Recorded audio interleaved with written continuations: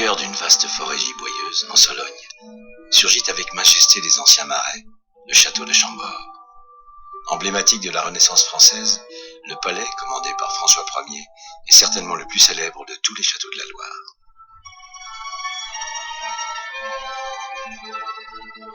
Édifié à partir de 1519, Chambord ne fut jamais réellement habité, mais plutôt considéré comme un lieu de villégiature, accueillant les cours nomades de la Renaissance, puis les chasses de Louis XIV.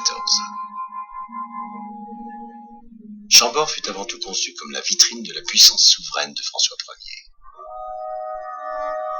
Comme un château fort, l'édifice grandiose se compose de douves, d'une vaste enceinte rectangulaire, de tours rondes et d'un donjon.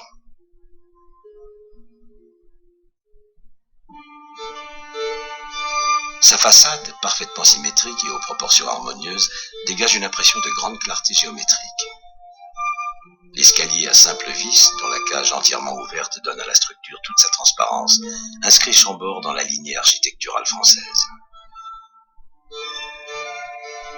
La fantaisie de ses toitures multiples, où foisonnent tourelles, cheminées et lucarnes, ajoutait l'émerveillement.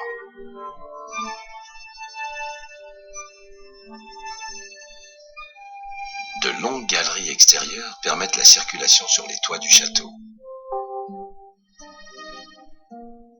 Au-dessus du donjon, une lanterne, surmontée d'une étroite tourelle, puis d'un lanternon, couronne le célèbre escalier à double vis.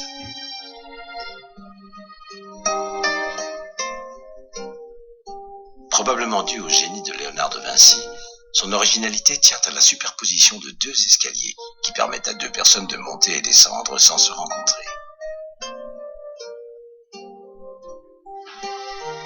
Placé au centre du donjon, décoré des symboles de François Ier, ce dispositif desservait les appartements royaux.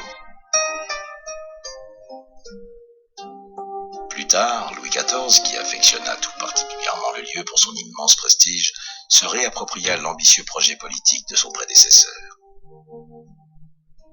Heureux mariage entre les idées italiennes de la Renaissance et les formes architecturales françaises les plus traditionnelles, Chambord est classé patrimoine mondial de l'UNESCO depuis 1981.